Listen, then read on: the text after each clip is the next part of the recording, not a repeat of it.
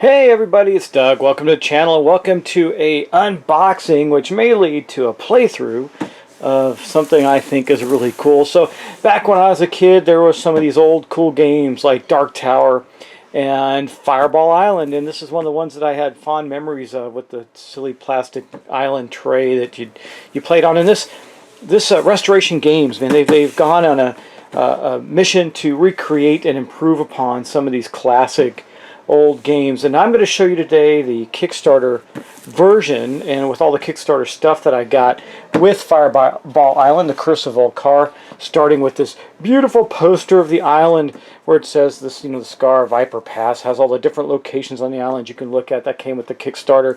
But we're going to open up this box and see what's inside.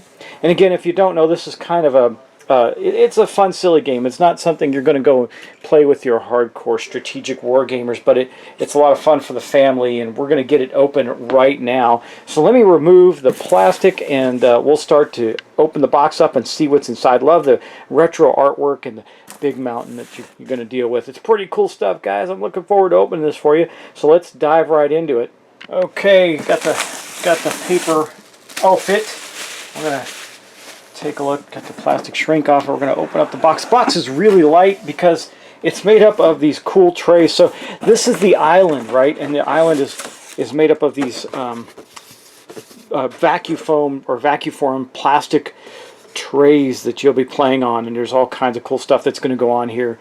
So I'm going to get this laid out in pieces, and I'll take out the bits and pieces here that you see. Here's another part of the island. Then there's going to be a top part, and it goes together in a very specific way. So this is the middle of the island with the top, which has Volcar on it himself. And then there's also some components. So basically, you'll be moving around this board, picking up tokens, hitting these viewpoints. There's going to be trees that you can move because you're going to be rolling marbles down there to knock each other off of their bases. And it's not a complicated game. You can see the rules are going to comprise of, let's see, the rules are nicely done. They look like the old retro rules. It's really cool. You can see, it's even a trifold out like they used to do. So you can see that the rules are basically just a few pages long. And then, of course, you have other plastic bits, bridges, marbles, trees, and dice. And a bunch of different cards. We'll open those in a minute. And then the big guy himself, Volcar, the guy that is on the island. And there's also some other stuff in here. There's the helicopter that you're going to land on. I might take a moment to put that together for you while I'm unboxing, show you what that's going to look like. In fact, I'll probably do that right now, but you can see it in the box. This is the one sheet, a counter sheet of components. These are the tokens you're going to be picking up along the way. And then you have some other things that are going to happen. So there's not a ton of physical components. The main thing is in the tray and in the big tray board and all the other things that you have, the marbles and stuff. The gameplay, the nostalgia is where this is at. So let's break out some more of the stuff and we'll show you what it looks like. And here it is, all nice and set up and ready to go. That is the island, Fireball Island.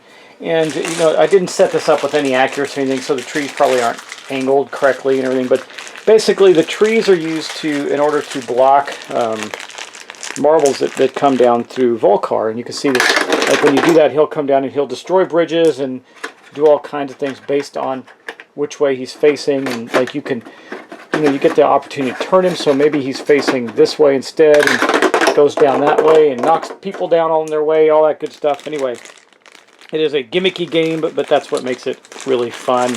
And so this is the helicopter that you see here right there. That is the helicopter component. Comes with the base game. Everything I'm showing you right now is with the base game. And this is the little Volcar tray thing. I don't know what it's used for yet, but I'm keeping tokens in it at the moment, just for the sake of doing it. And then you have some other small tokens.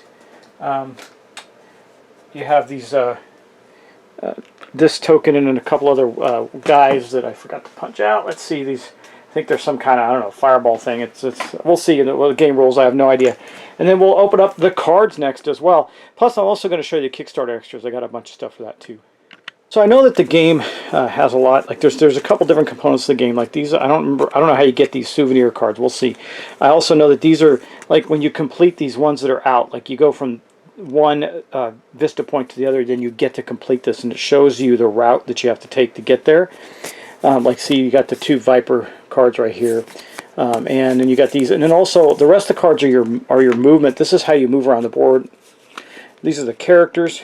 It gives you also a turn order, but this is how you move, the ways that you get around the board and do things. So it says move 6, then it has usually some other abilities that go with it. That's how that works. There's also this Cataclysm board, which things will get worse as they go.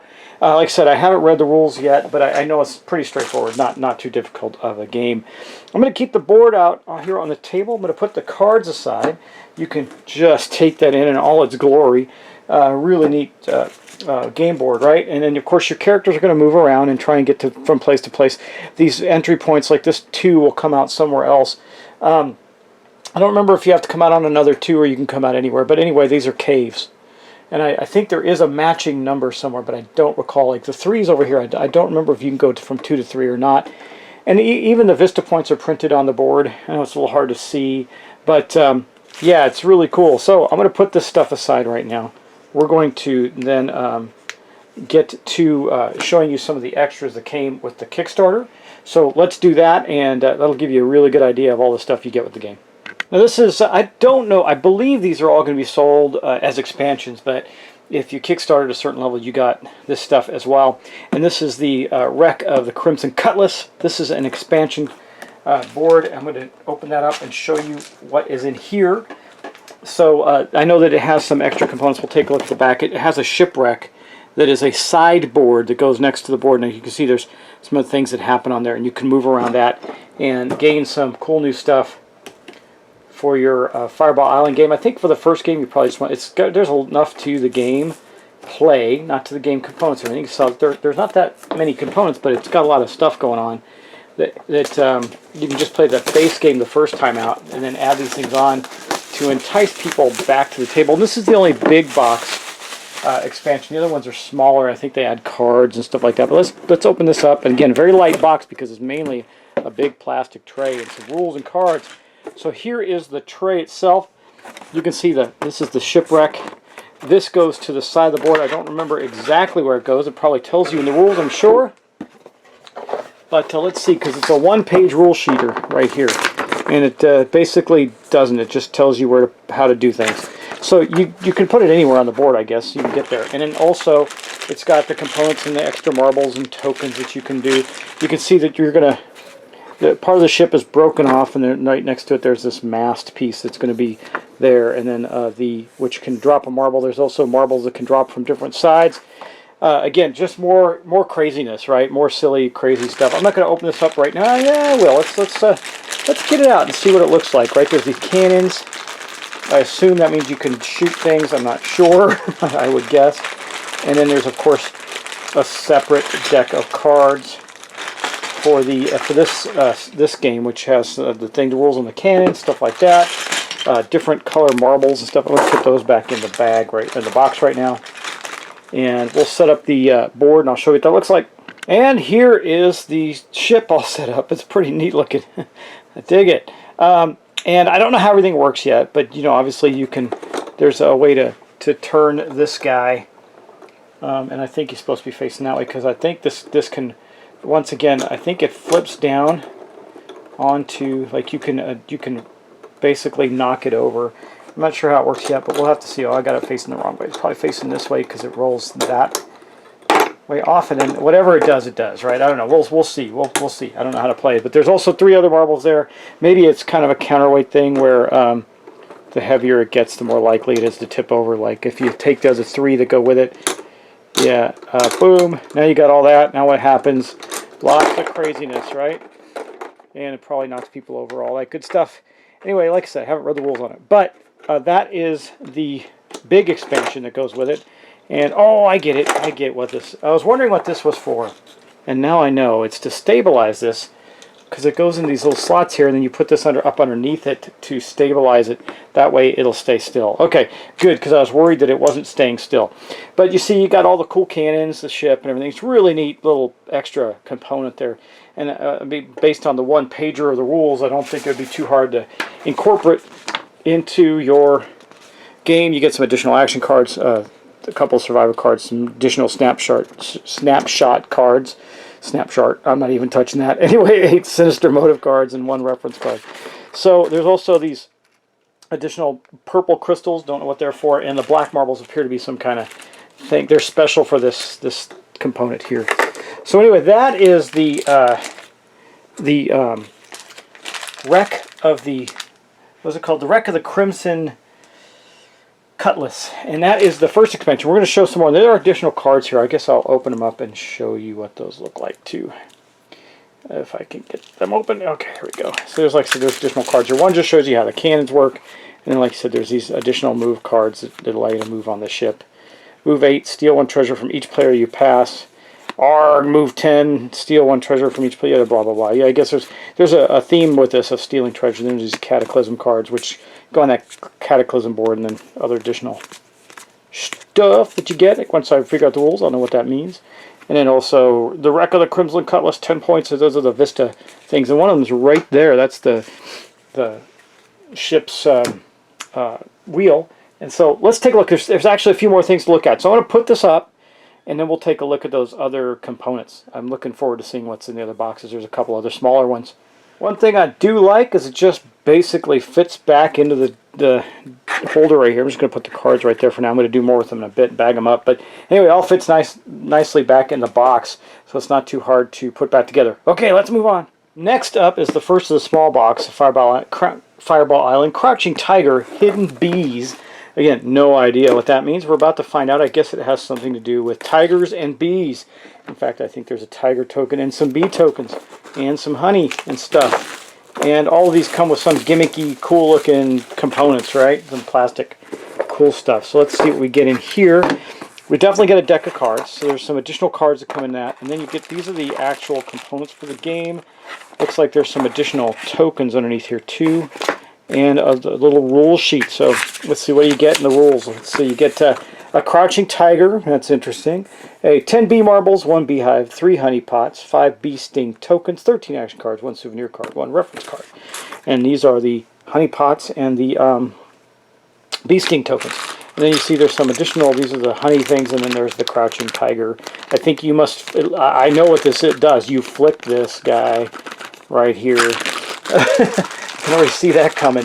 He's going to be something you flick somewhere, and I don't know where and how you do it, but I've seen these dudes before, and we used to get these like little toys that did that, where you go boing like that, you know. Anyway, that's clearly how that works. I don't know how the honey pot works. We'll have to see. Like I said, I'm not reading the rules, just showing you what's in the components boxes. So that, and then again, you've seen what the cards look like, so it's more cards that benefit, you know, that go alongside this little box, this little foam expansion box. We're going to pack everything back in here. Take a look. That is Crouching Tiger, Hidden Bees. Again, little mini expansion for the game. And then we got one more mini expansion and a couple other extras, which I'll show you. This one is called The Last Adventure. And I don't know why it's The Last Adventure. It would be nice if it was just the continuing adventure. But anyway, and you notice all these have a choking hazard on them because there's all these little bits in them. And that makes perfect sense. But man, I'm really digging the way this game looks. It looks so cool on the table. I did see it at BGG-Con, but I kind of reserved my opinion of it. So once again, another deck of cards in here. Whoop. Some additional player. Oh, you get a new player, apparently, and a big rock. Let's see. The Last Adventure, I have a feeling that something bad happens with the big rock. There's some snake tokens. So what do you get? You get 5 snake marbles, 1 boulder, 1 golden idol. Oh, that's the golden idol. Looks like a brown idol. Okay, there is an idol in there. 5 poison tokens, 10 action cards, 4 souvenir cards, snapshot cards, player power cards, and 2 reference cards. So again, just another mini expansion. You can see, and each one comes with their own set of cool little marbles that they have in the game. And those are the 2 mini expansions that came with the Kickstarter. Again, don't really know how they play yet. I don't want to read the rules. I want to surprise myself when we get to it, but you get the idea. There's a lot more stuff, right? A lot more stuff. And so that is The Last Adventure, which I think puts an Indiana Jones spin on that.